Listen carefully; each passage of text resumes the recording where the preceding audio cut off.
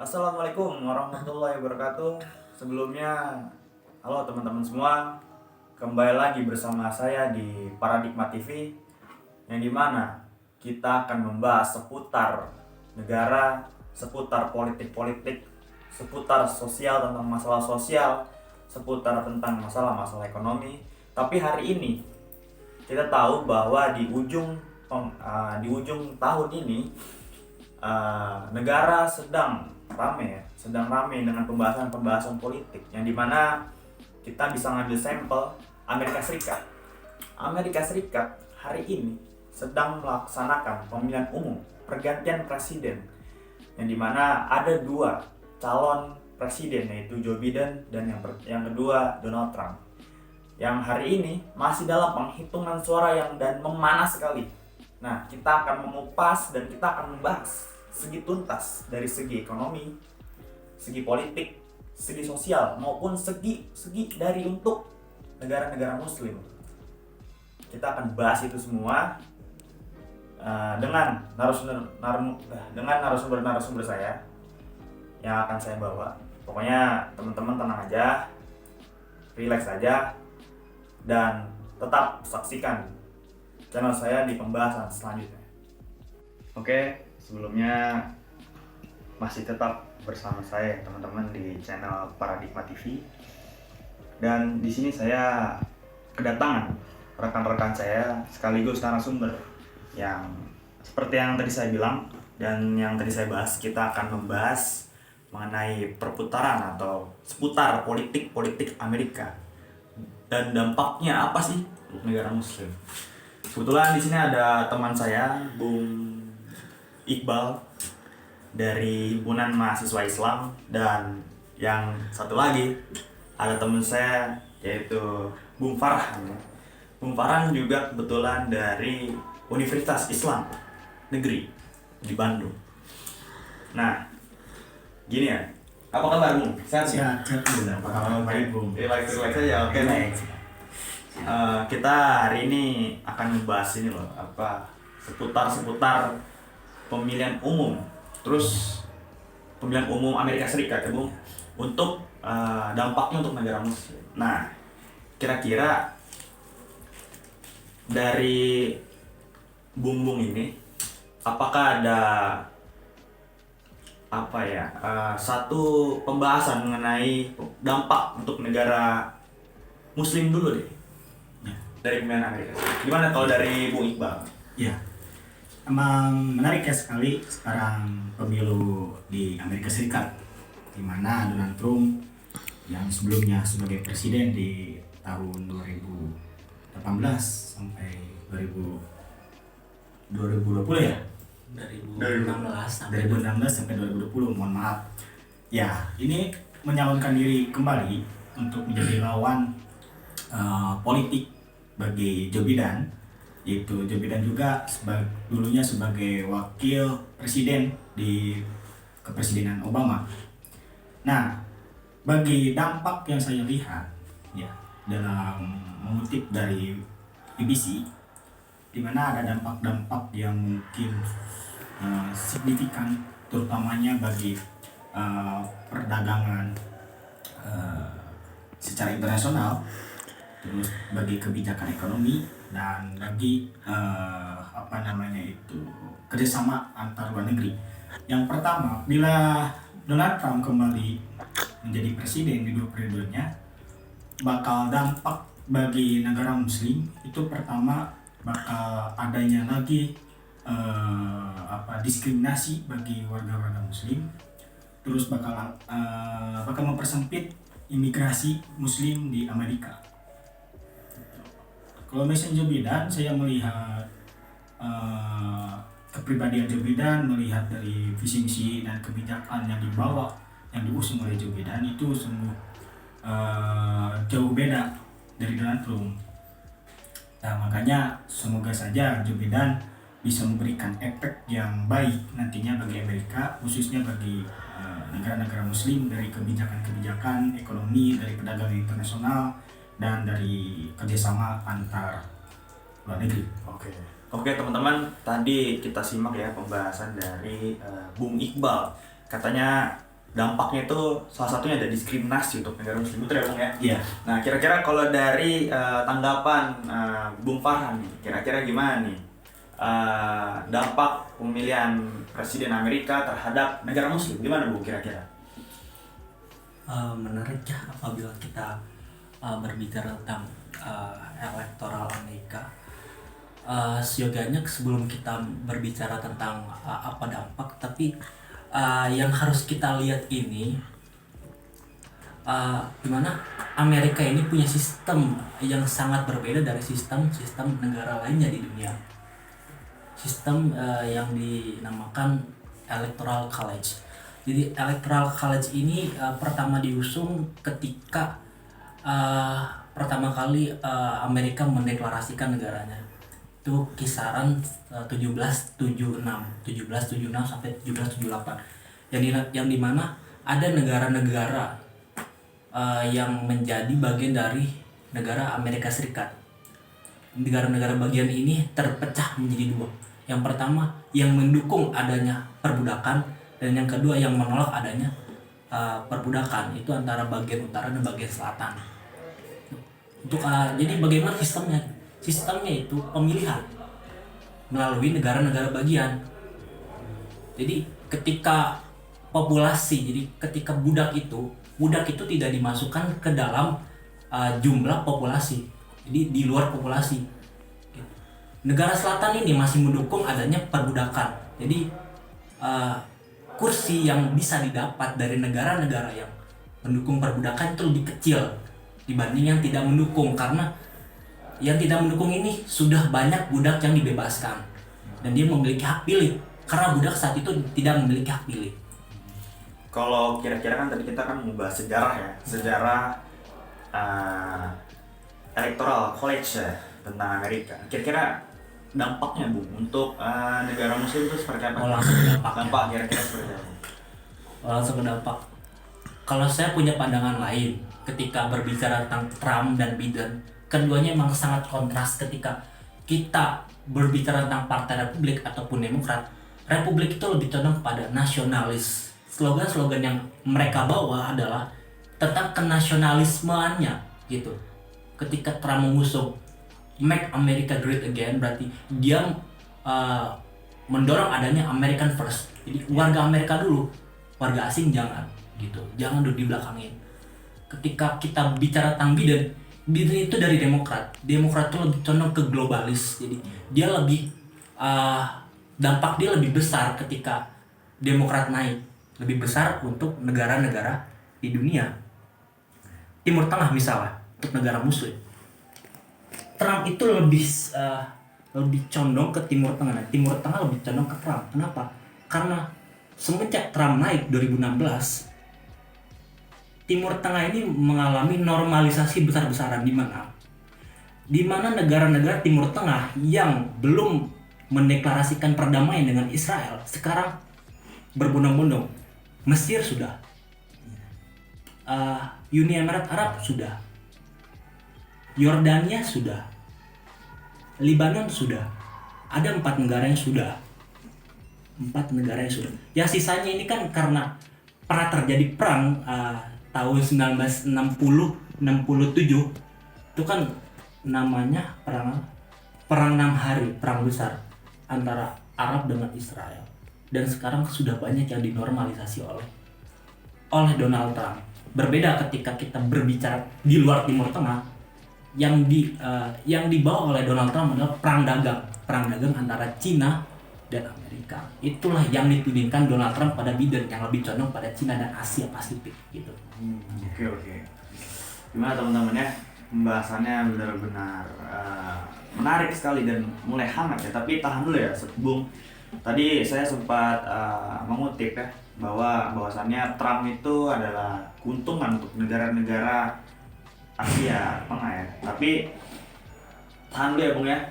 Kita semakin jauh nih kita akan bahas dulu nih dari segi ekonomi. Saya akan lemparkan dulu nih segi ekonomi menurut Bung Iqbal, gimana nih Bung?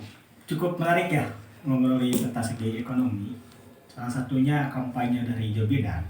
Dia akan mengubah 180 derajat ekonomi dari kebijakan pada masa kepresidenan Donald Trump. Joe Biden dia ingin normalisasi kepada perang dagang dengan Cina karena melihat stimulus fiskalnya katanya akan memberikan lebih pajak itu lebih besar dibanding dengan Donald Trump. Saya juga melihat dari pengamat hubungan internasional, satunya dari Universitas Indonesia, Pak Makmur Kriat, dia mengatakan bahwasanya bila Donald Trump nanti menang, dia akan memotong pajak itu lebih kecil, nantinya akan akan ada stuck dari perang dagang dari negara-negara lainnya, dan itu tentunya akan melanjutkan perang dagang dengan Cina, dan nanti efeknya bakal efek besar juga dengan negara-negara Asia lainnya atau negara-negara dunia lainnya. Nah makanya Joe Biden dia mengatakan akan mengubah 180 derajat. Tentu juga saya setuju dengan pendapat Bung Farhan mengenai bahwa Demokrat emang dia mengusung pada globalisasi, pada kepentingan globalisasi. Ya sama saja itu untuk keharmonisan bahwa perang itu dagang itu ada ditiadakan, yang namun harus kerjasama. Nah makanya saya yang pertama berbicara mengenai pemilu ini, bila Joe Biden atau menang, dia akan bekerja sama di segi ekonomi dan di segi yang lainnya ya. Bila Donald Trump saya mengatakan ada sisi positifnya juga dari mengatakan Donald Trump dari segi ekonominya. Donald Trump memang banyak kerjasama di Timur Tengah, karena kita tahu ya Timur Tengah emang selalu terjadinya perang sipil. Betul. Ya, di mana Amerika itu suka mengongsong senjata-senjata itu ke Timur Tengah. Dan itu adalah bisnis yang besar bagi Amerika dalam hal peperangan di Timur Tengah. Oke Bung, tahan dulu Bung, kita udah mulai jauh nih teman-teman semua nih ya. Ya, oke, saya mau nanya nih ke Bung Farhan nih, kira-kira dampak segi ekonominya aja Bung. Singkat aja Bung, kira-kira gimana Bung? Mungkin dari segi ekonomi yang akan berdampak ketika misalnya Donald Trump ataupun Joe Biden yang akan mengisi istana kepresidenan atau White House. Dua-duanya sama memiliki tujuan yang ini ya, misal Amerika itu dari dulu emang terkenal dengan industri persenjataan. Jika emang di Timur Tengah memang menjadi ladang bisnisnya Amerika, ketika memang gitu Trump ini sudah mengubah Amerika ketika menjadikan strategi perang itu menjadi bisnis, tapi dia mengalihkan menjadi strategi industri. Jadi industri perangnya yang dibesarin, bukan perang yang dibesarin. Meskipun masih banyak perang di Timur Tengah, gitu, perang saudara yang di Yaman, perang antara Syiah dan Sunni. Saudi Arabia ini sebagai partnernya itu jelas mendukung industri persenjataan Amerika yang banyak basis-basis militer Amerika yang di Timur Tengah. Bahkan Turki yang sekarang mengalami gesekan dengan Yunani itu kan ada peran Amerika. Kalau berbicara tentang yang di Asia gitu, di Asia ada dampak negatif ketika Joe Biden yang naik. Rupiah ini bakal melemah ketika Joe Biden naik. Kenapa? Karena ketika Trump sekarang gitu kan, walaupun memang penguatan rupiah tidak kuat, tapi mengalami kestabilan. Ketika Trump menjadi presiden, rupiah ini stabil menguat terhadap dolar. Lain cerita ketika Donald Trump, Joe Biden yang naik. Demokrat ini lebih memiliki efek yang besar bagi negara Asia ketika 98. presidennya dari Demokrat. Indonesia mengalami krisis moneter. Karena apa? Karena didesain negara-negara Asia pada saat itu emang Demokrat nih punya kendali lebih ketimbang Republik untuk masalah global. Kalau Republik itu lebih ke dampaknya ke nasional gitu. Oke, Bung. Kita lihat tadi ya bahwa dampaknya itu sangat besar. Tadi Bung Farhan itu udah menyinggung segi politik juga ya. Sudah dari segi politik, segi sosial, dan segi ekonomi sudah dibahas oleh Bung Farhan ya. Tapi saya masih pengen bertanya lagi nih, satu kali lagi sama Bung Iqbal kira-kira nih. Gimana Bung, kalau dari segi politiknya nih buat negara musuh ya, contohnya buat di Indonesia aja gimana Bung? Singkat aja Bung kira-kira. Politiknya mengenai sejauh ini ya masih ada kaitan politik dengan ekonomi. Sejauh ini yang saya dapat pahami dari pemilu atau efek dari pemilu di Amerika. Saya juga pernah membaca dari artikel ekonom Samuel Sekuritas Indonesia, itu salah satunya Ahmad Malik Jaini. Dia mengatakan bahwa politik dalam ekonomi berdampak pada salah satunya di Indonesia. Itu nanti karena Joe Biden tadi sudah saya katakan akan mengubah 190% kebijakan ekonomi yang dibuat oleh Donald Trump, itu bakal lebih baik bagi ke Indonesia. Pertama, bahwa yang tadi diberikan dengan penaikan stimulus fiskal itu dia lebih banyak dibanding Donald Trump pada masa pemerintahannya. Ini akan berdampak pada nilai jual perdagangan emas, nikel, minyak, dan apalagi dan sebagainya. Ini akan lebih tinggi. Apabila perdagangan itu akan lebih tinggi, nanti masuk ke BA Indonesia itu akan mengalami suatu keuntungan besar dari ekonomi perdagangan dan dari politik ekonomi. Karena mengapa? Karena nanti misalnya Cina dan Amerika Serikat melakukan kerjasama, ini bakal menguntungkan besar bagi Indonesia menurut saya. Karena saya juga melihat dari karangan artikel dari Bang Malik mengatakan seperti itu di pengamat ekonomi. Nah terus bila mengatakan suatu terjadinya yang dikatakan Farhan, saya sedikit kontra nih. Bukannya rupiah melemah, maka rupiah akan stabil. Karena yang tadi sudah saya jelaskan, dari stimulus fiskal itu akan menguntungkan dari perdagangan Indonesia, salah satu dari minyak. Itu akan harga akan tinggi dan nanti rupiah itu bakal stabil atau balance. Ada bahasa ekonominya check and balance-nya itu akan terasa sangat normal seperti itu. Itu. Jadi seperti itu Bung ya. Iya. Oke, tadi kita lihat ya bahwasannya dari rekan-rekan saya nih bintang tamu narasumber saya ini mengatakan bahwa intinya politik atau pemilihan Amerika ini berdampak sekali untuk negara-negara Muslim ya. Tadi sudah dijelaskan bahwa adanya konflik-konflik negara timur ataupun adanya sesuatu hal yang nantinya positif untuk negara timur. Dan tadi juga dibahas juga oleh Bung Iqbal bahwasannya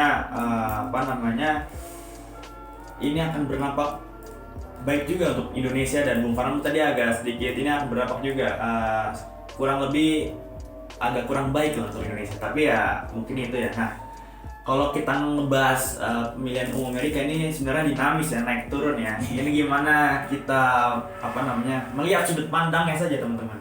Seperti itu. Kira-kira harapannya nih Bung dari teman-teman, dari Bung Farhan dan dari Bung Iqbal, kira-kira harapannya untuk pemilihan Amerika dan terutama untuk negara kita nih, negara Indonesia, gimana harapannya? Kira-kira dari Bung Farhan, boleh Bung Farhan. Melihat kondisi Amerika hari ini, di mana pemilu hari ini di Amerika mengalami ketidakstabilan di negara-negara bagian, misalnya di Georgia itu dituding oleh Trump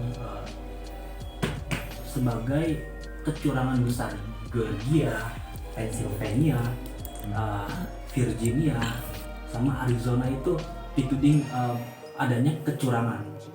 Sama halnya di Indonesia, saling tuding, saling mengklaim atas kemenangannya. Tapi kalau kita bisa lihat, siapapun yang memenangkan kontestasi pilpres ini di Amerika, dampaknya tidak begitu besar. Tapi kalau kita belajar dari sejarah, antara dua partai ini, baik Republik maupun Demokrat, itu sama-sama punya dampak buruk bagi negara Muslim, sama punya dampak buruk bagi Indonesia. Kita belajar dari sejarah. 98 Demokrat yang menampuk sebagai presiden situ, yang berkuasa pada saat itu, menjadikan negara-negara Asia kolaps. Krisis moneter di berbagai negara Asia. Itu kita belajar dari sejarah Demokrat. Kalau Republik ini lebih stabil buat negara Asia. Tidak banyak campur tangan Amerika. Kalau misalnya di Timur Tengah, jelas Republik ini penghancur Timur Tengah. Kenapa saya bisa katakan penghancur? Karena Irak itu hancur sehancur-hancur. Baghdad itu hancur ketika George Bush dari Partai Republik memimpin sebagai presiden. Dihancur, diluluhlantakan gitu. Peperangan di mana-mana. Kira-kira harapannya Bu untuk negara kita seperti apa Bu kira-kira? Dari pemilihan ini, apakah harus negara kita lebih stabil atau apa kira-kira dari harapan saya pribadi tidak muluk-muluk. Jangan terlalu fokus terhadap kondisi sosial politik Amerika. Karena apa? Karena negara kita lah yang bisa membangkitkan negara gitu, bukan Amerika. Walaupun intervensi Amerika itu ada nyata, mau dienggak-enggak juga ada gitu. Sejak kemerdekaan, proses politik yang ada di Indonesia, Soeharto naik, banyak iming-iming CIA segala macam, krisis 98 banyak itu. Jadi kita jangan terlalu memikirkan negara lain, pikirkan dulu bangsa Indonesia gitu. Baik, oke. Ya, gitu. Baik, itu harapan dari Bung Farhan nih. Kira-kira harapan dari Bung Iqbal nih, untuk negara Indonesia dari pemilihan Amerika, apakah harapannya baik atau seperti apa Bung? Kalau dari Bung Iqbal? Ya tentunya harapan bagi saya baik bagi Indonesia, dampak dari pemilu di Amerika Serikat.